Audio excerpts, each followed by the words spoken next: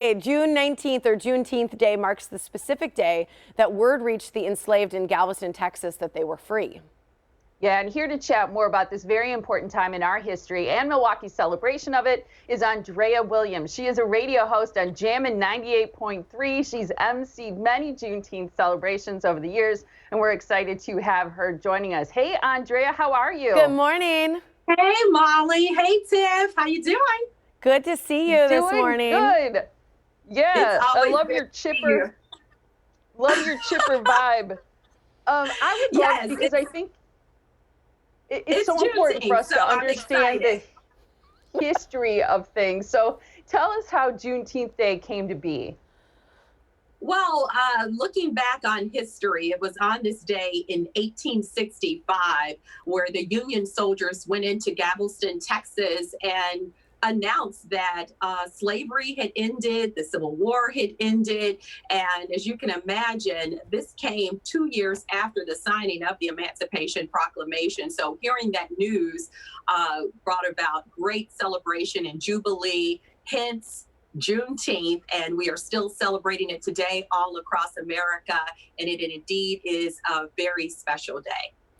I love that. And I know we're going to be celebrating all day here on our station as well. And I think that's so important to do. You know, lots of cities have celebrations. Our parade this year was canceled, but you emceed it for over, 15 years? What do you think makes Milwaukee so special? Trying to do the math, it was hard to kind of pinpoint when I started doing it, but I think at least 16 years I hosted opening ceremonies, and then of course Jammin' 98.3, we teamed up with Northcott Neighborhood House, who is very much responsible for the outstanding celebrations that we have here in Milwaukee. This is the 49th annual, and this is one of the largest and the longest running in the country. So I definitely want to shout out Mac Weddle, who is now the retired executive director of Northcott, because he played such an instrumental role of this continuing the way it has here in the city.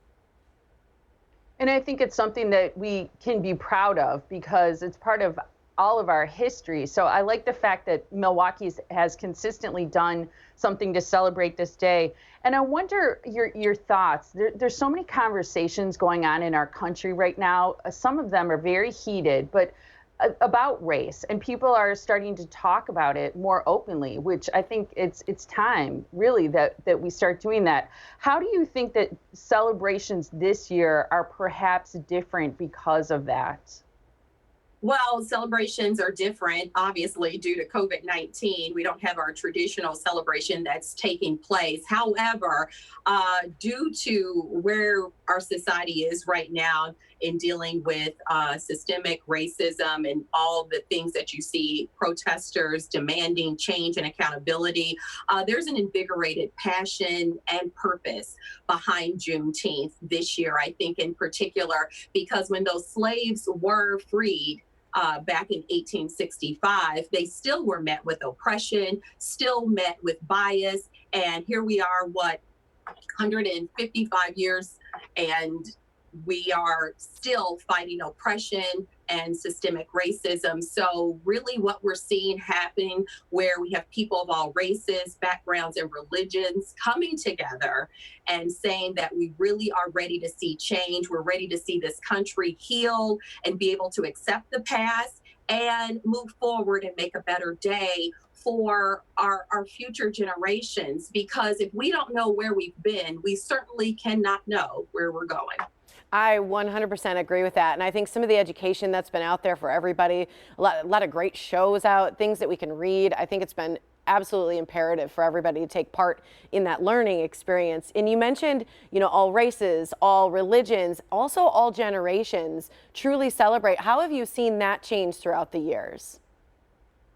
Really, I just think that the education is really the most important component of it, because to come out and celebrate at a festival and not know what it's all about would not really be a smart thing to do. So it's important each year that we have these celebrations that we not only continue to educate younger generations, but also educate the masses. This is not just a celebration for African Americans. When we look at American history, we all should celebrate the ending of slavery. It's an ugly part of our history. It exists, but we have the capability in working together to change the ugliness of racism that we continue to see here in our country. So that's what makes this so important. And I really just want people to think about the senseless murders that we witnessed, such as George Floyd,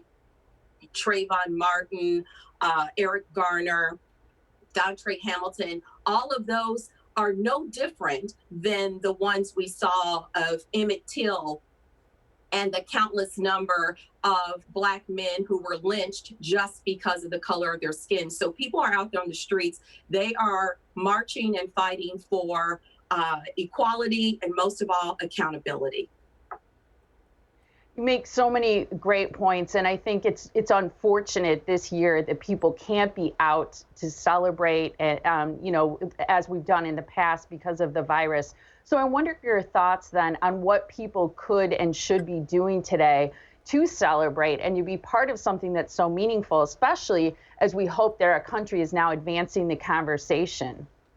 Yeah, educate yourself on the history, and then make it a point to educate your children, because the more that we understand and respect each other's history and culture, I think the better that our world will be. But the good news is there are several small things that are happening to commemorate Juneteenth. Of course, we've got the flag, the Juneteenth flag that's flying for the first time at the Zeitler building, and I think they're doing that as we speak. Downtown Milwaukee, then the Juneteenth flag is flying for the first time ever at the state capitol. And then they're actually doing the Black Lives Matter on the street, like they did in Washington, D.C., down on MLK today, which is going to be huge. They'll be passing out masks so people can, in fact, see that. Also, Milwaukee Health Services Incorporated, they're having an event where people can come and get safety kits. And this is also in commemoration of Juneteenth, but it all very much has COVID-19 in mind. Andrea, thank you so much for joining this morning. We absolutely love it when you're here. Thank you. I always enjoy being with you. Have a good one, and happy Juneteenth, everybody. You too. All right, stay tuned to today's TMJ4 all day today because we'll have coverage on Juneteenth Day.